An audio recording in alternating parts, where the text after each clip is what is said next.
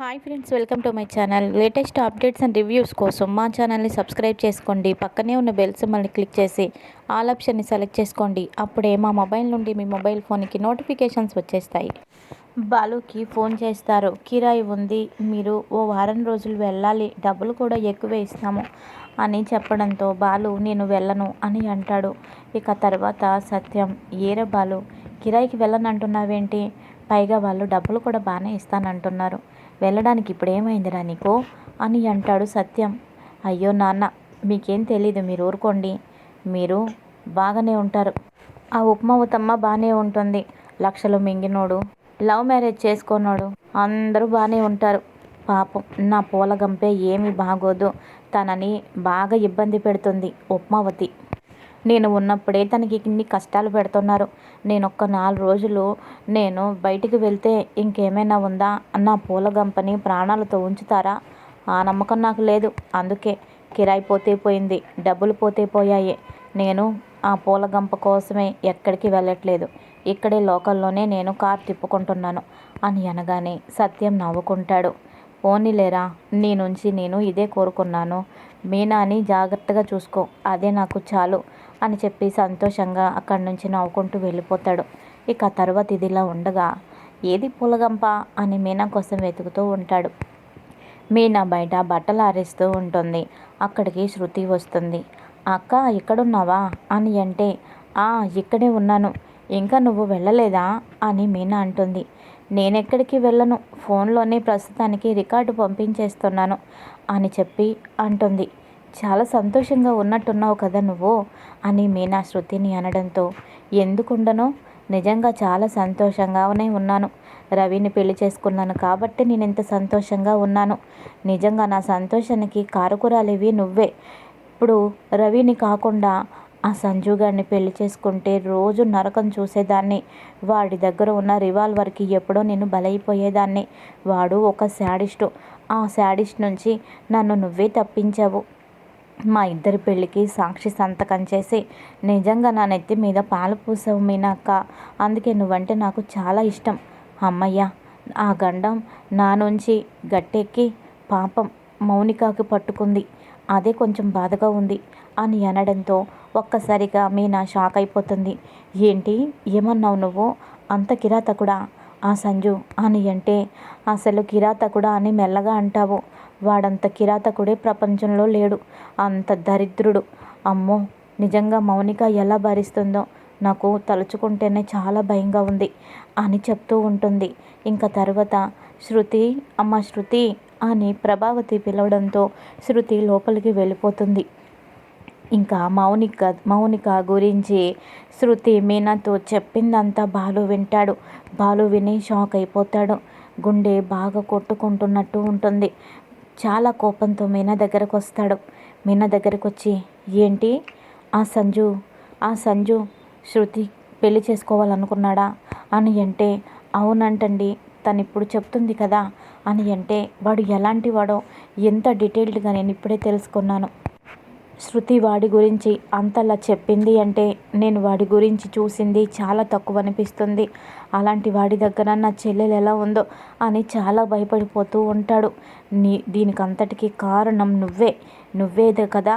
రవికి శృతికి పెళ్లి జరిపించి నా చెల్లెలకి సంజు పెళ్లి చేసుకునేలా చేసావు. ఇదంతా నీ వల్లే అయ్యింది.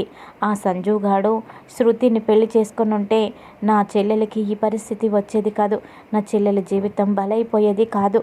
ప్రత్యక్షంగా పరోక్షంగా అన్నిటికీ నువ్వే కారకురాలివయ్యావు. నీ మొహం చూడాలంటేనే నాకు అసహ్యంగా ఉంది. నేను నీ గురించి ఆలోచించి ఓ మంచి ఖాతాను వదిలేశాను, దానికి నేను వెళ్తాను. ఓ 4 రోజులు ఎటన్నా వెళ్తే మనశ్శాంతిగా ఉంటుంది. అక్కడి నుంచి వచ్చాక ఆ సంజుగాడి అంతు తేలుస్తాను. నా చెల్లెల్ని ఇక్కడికి తెచ్చుకుంటాను. ఎవరు ఏమనుకున్నా పర్వాలేదు, నా చెల్లెలు పుట్టింట్లోనే ఉంటుంది అని చెప్పేసి అక్కడి నుంచి కోపంగా వెళ్ళబోతూ ఉండగా, ఏవండి ఆగండి మీరు అని మీనా ఎంత బ్రతిమాలినా వినకుండా బాలు వెళ్ళిపోతాడు. ఇంకా అలా వెళ్తూ ఉంటాడు. వెళ్తూ ఉండగా చాలామంది మహిళలు అందరూ కూడా ఒక చోట గుమిగూడి ఉంటారు షాపు ముందు. ఏంటి ఇంతమంది ఇక్కడ ఉన్నారు అని తనకేం అర్థం కాదు. ఓ చోట టీ తాగాలని చెప్పి బాలు కారాపి టీ కోసం నిలబడతాడు. ఏంటండి, షాపు తెరవకముందా అంత జనం ఉన్నారు, ఏం జరిగింది అని అడుగుతాడు బాలు. ఏం జరగడం కాదు, ఈరోజు ఆఫర్, ఒక చుడీదార్ కొంటే 3 చుడీదార్లు ఫ్రీ, అందుకని ఉదయం నుంచి మహిళలు బారులు తీరారు. నిజంగా ఒక డ్రెస్ కొంటమే ఈ రోజుల్లో చాలా కష్టం అనుకుంటే 3 ఉచితంగా ఇవ్వడం అంటే మామూలు విషయమా? అందుకనే పనులు మానుకొని మరీ ఇక్కడొచ్చి కూర్చున్నారు అని చెప్పడంతో బాలు ఆలోచిస్తాడు. అంటే ఒక్క చుడీదార్ తీసుకుంటే 3 చుడీదార్లా? నా చెల్లెలు మౌనికకి చుడీదార్లు అంటే చాలా ఇష్టం. తను ఎప్పుడు అన్నయ్య నీ సెలక్షన్ బాగుంటుందన్నయ్య, నేను కొనుక్కునే చుడీదార్ల కంటే నువ్వు సెలక్షన్ చేసినవే బాగున్నాయని నా ఫ్రెండ్స్ అందరూ ఎప్పుడూ అంటారు. ఈ చుడీదార్ నీకు చాలా బాగా సెట్ అయిందని అందరూ నన్ను ఎప్పుడు పొగుడుతూ ఉంటారు. అందుకే నీ నీ నీ సెలక్షనే నాకు ఇష్టం అన్నయ్య అని మౌనిక చెప్పింది గుర్తు తెచ్చుకుంటాడు బాలు. ఇక గుర్తు తెచ్చుకొని ఏదైతే అయింది, నేను కూడా పనులన్నీ వదిలేసి ఆ లైన్లో నిలబడాలి.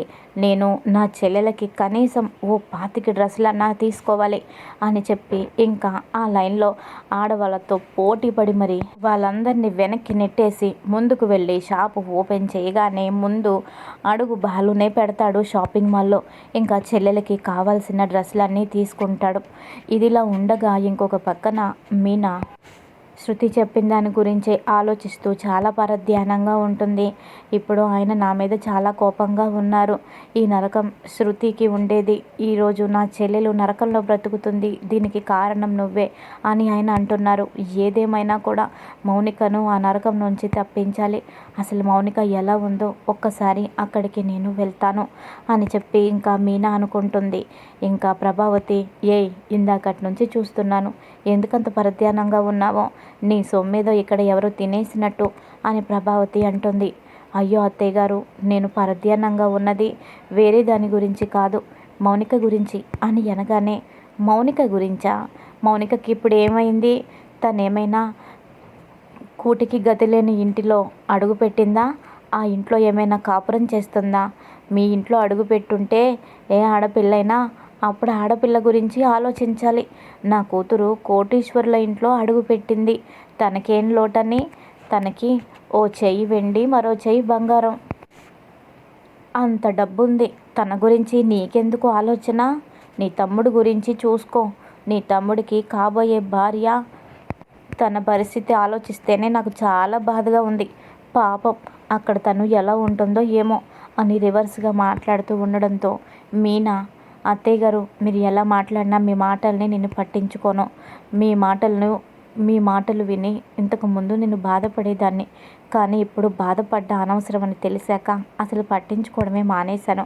ఒక్కసారి మౌనిక దగ్గరికి వెళ్ళి వస్తాను అని అనడంతో, సరే వెళ్ళు, ఎవరొద్దన్నారు అని ఇంకా ప్రభావతి అంటుంది. ఇంకా మీనా శృతి దగ్గరికి బయలుదేరుతుంది, మౌనిక దగ్గరికి బయలుదేరుతుంది. ఇంకా మౌనిక అప్పటికే సంజు తనకి చాలా కష్టాలు పెట్టడం వల్ల బక్క చిక్కిపోయి ఉంటుంది. ఇంతకు ముందులాగా మొహంలో జీవకళ కూడా పోతుంది.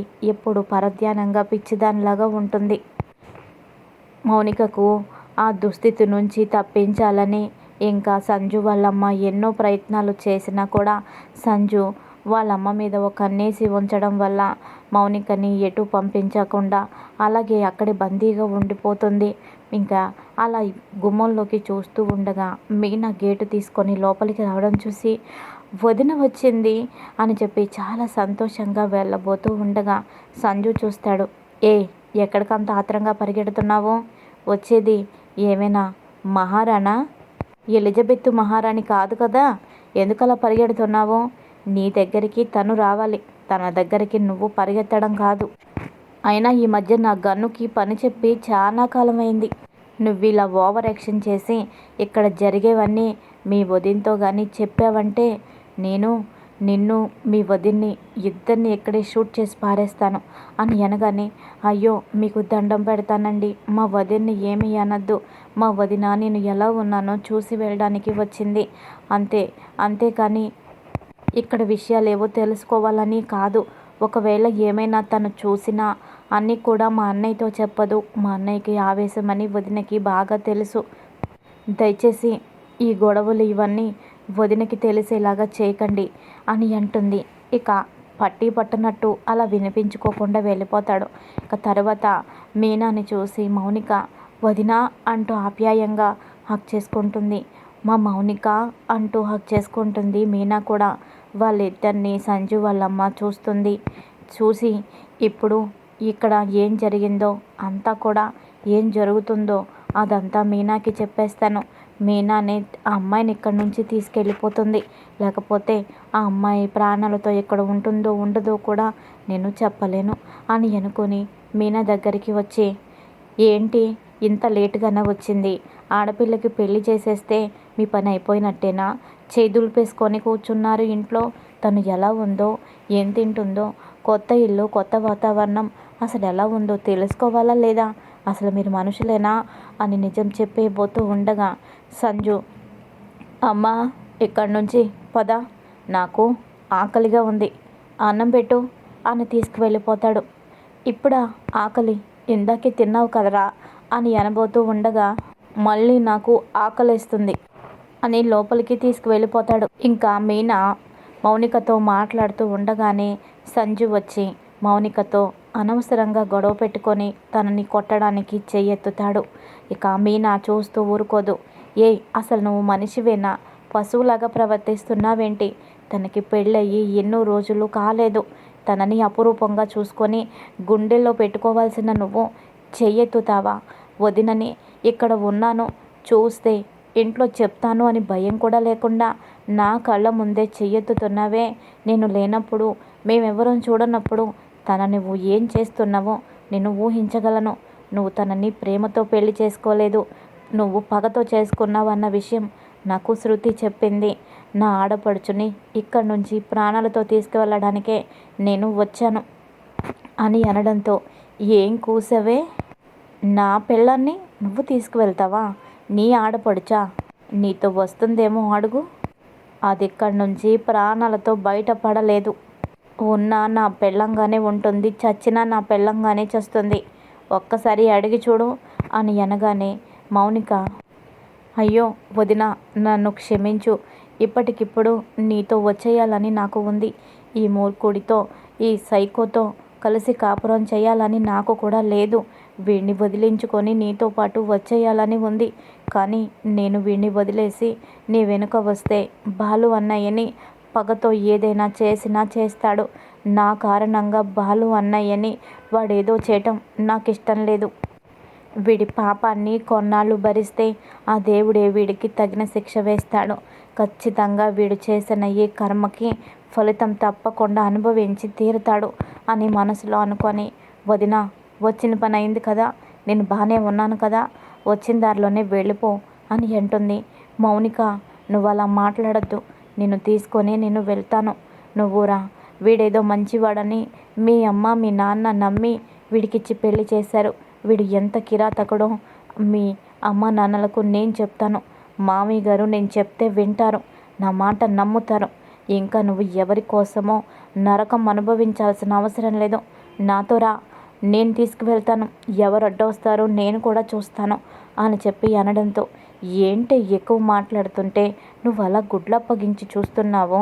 ఈరోజు మీ ఇద్దరిని చంపేస్తాను. ఈ ఇంటి నుండి శవాలే బయటకు వెళ్తాయి. ఆ బాలుగాడొచ్చి చెల్లెల్ని భార్యని చూసుకొని గుండె పగిలేలా ఇక్కడ ఏడవాలి. నాకు కావాల్సింది అదే అని గన్ను తీసి కాల్చబోతాడు. ఇక వెంటనే మీనా ఆ గన్నుకి అడ్డం పడుతుంది. ఇక్కడ ఇలా గొడవ జరుగుతూ ఉండగా మరో పక్కన బాలు బట్టలు తీసుకొని ఇంటి దగ్గరకు వస్తాడు.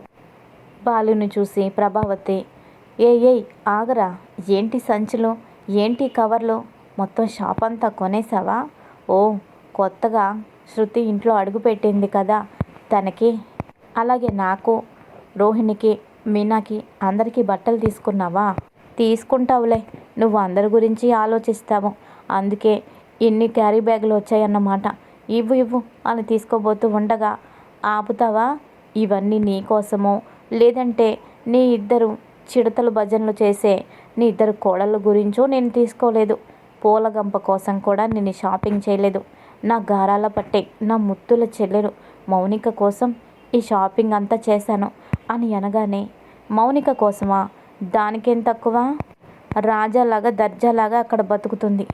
నువ్వు కొన్న ఈ డ్రెస్సులు ఇంతకు ముందులాగా వేసుకుంటుందనుకుంటున్నావా వేంటి?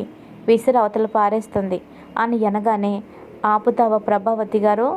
డబ్బుకి విలువ నువ్విస్తావేమో, ప్రతి దాంట్లో డబ్బు గురించి నువ్వు ఆలోచిస్తావేమో. నా చెల్లెలు నా ప్రేమని మాత్రమే చూస్తుంది, అంతేకాని నీలాగా మాట్లాడదు అని అంటాడు.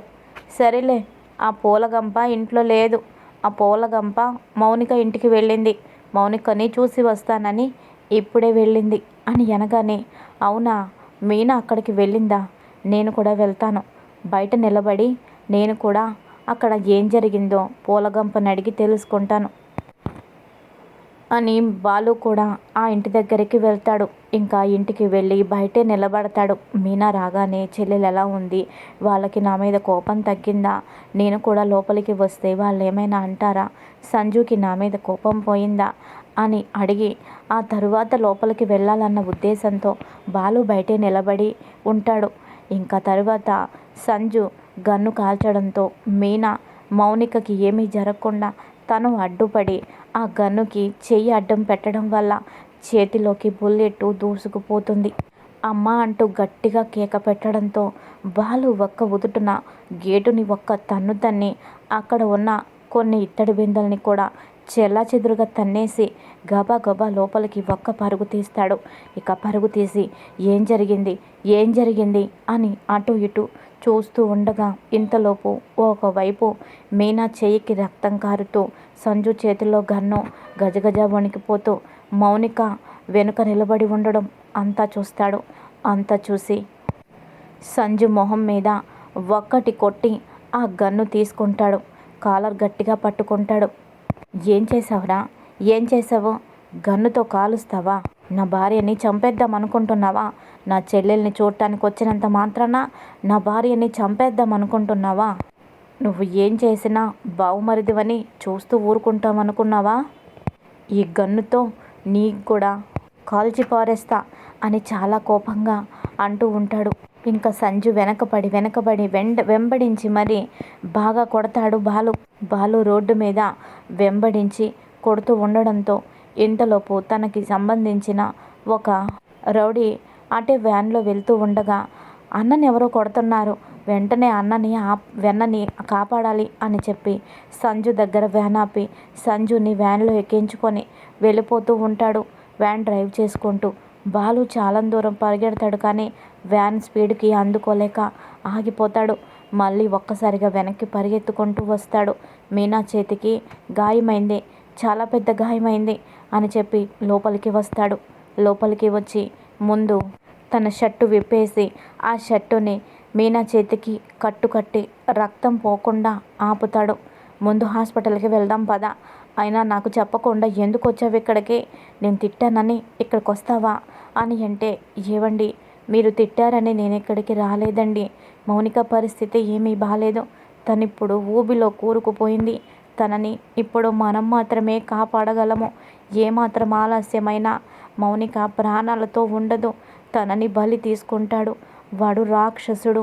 వాడు మౌనికని ప్రేమతో పెళ్లి చేసుకోలేదు, ఇష్టంతో కలిసి ఉండడం లేదు. పగ ప్రతీకారాలు తీర్చుకోవడం కోసం ఇప్పుడు మౌనికతో కలిసి ఉంటున్నాడు. నేనేం జరిగిందో 10 నిమిషాల్లో అంతా తెలుసుకున్నాను.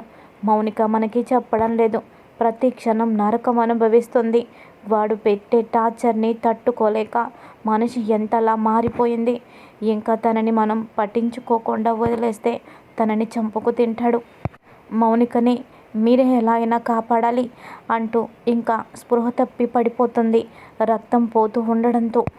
మీనా పూలగంప, లేవే పూలగంప, నా చెల్లెల్ని కాపాడడం కోసం నువ్వే ఇలా భయపడకుండా గన్నుకు ఎదురు నిలబడతావా? నా చెల్లెల్ని కాపాడడం కోసం నీ ప్రాణాలను పణంగా పెడతావా?